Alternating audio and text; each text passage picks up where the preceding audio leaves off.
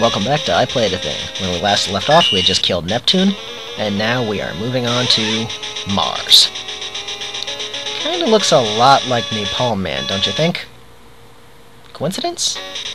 Who knows? Anyway, moving on. Interesting music for the stage, not one of the best in the game, but it's at least listenable to. Those are landmines. Gotta watch out for those. They blend into the scenery fairly well, considering usually interactable, what's the word I'm looking for, objects and scenery are usually completely differently colored. And again, the Game Boy can only display so many colors. The monkeys are very annoying, let me just say that.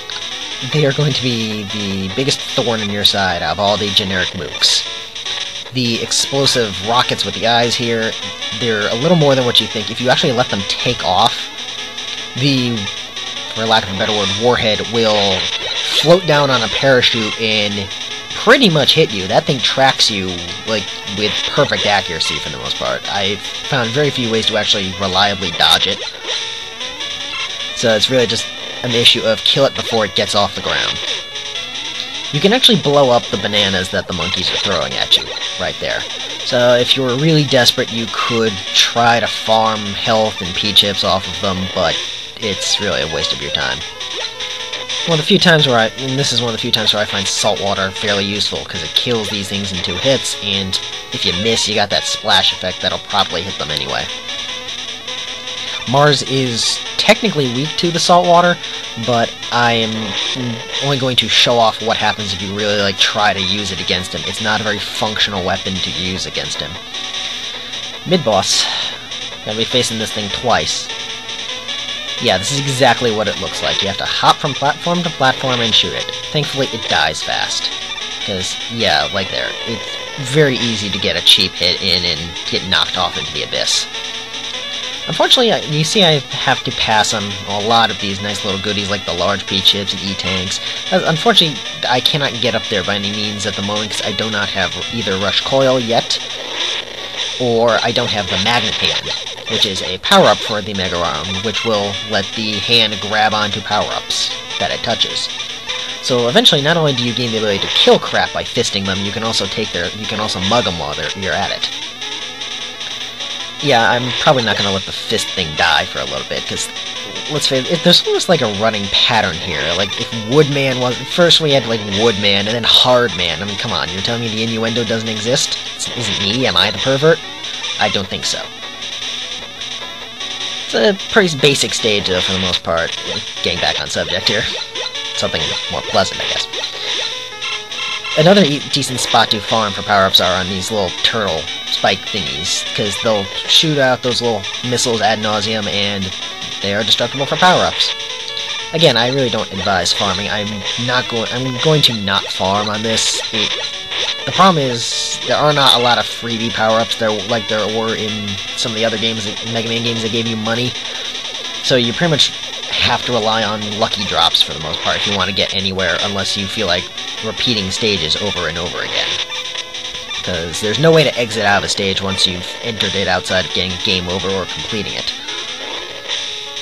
So, luckily throughout this run, I do get some fairly lucky amount of consistent drops early on in the beginning, so I'm gonna have enough money to afford everything I would need. Emphasis on need. And I would like to max out everything, but it's not necessary. There's a lot of goodies to buy. I think it's called the Clobber Hand. I'm not really sure what the C stood for in it. It's a CH is what the abbreviation for it is. If you time the button presses right, you can make the hand latch on to an enemy you just hit, and it'll kind of finger them for extra damage. But now we're going to be facing Neptune on this. Now I'm going to show you, not Neptune, sorry, we're going to be facing Mars. I'm going to show you what happens when you try to use salt water on him. Let's just say it's not going to end well. See, it's doing good damage to him, but it's that attack you can't reliably use salt water on, because it just doesn't fire fast enough. And his pattern's really easy. Let me just say that. Now I'm going to show you the way I prefer to take out Mars the first time around. Emphasis on the first time around because you'll actually have a better weapon that he's weak to during the rematch. Something relatively unique to this game was that you're not able to use the weapons the bosses are weak to most of the time on the first time around, or at least on the first 4 you have to face. Mars is actually weak to Jupiter, who is most effective against... I'm sorry, let me rephrase this. Jupiter is most effective against Mars, and Jupiter's not an option at the moment.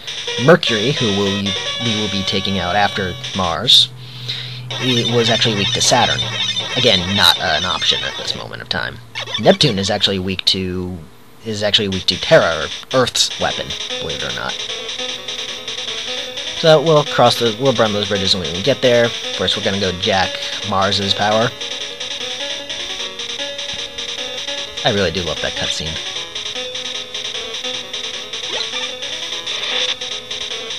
Yeah, it's one of those like slow to shot weapons. Photon missile. Yeah, Capcom wasn't really creative with these weapon names, but whatever. Another complex password for those playing along at home. But we are done with this episode, so we'll see you next time.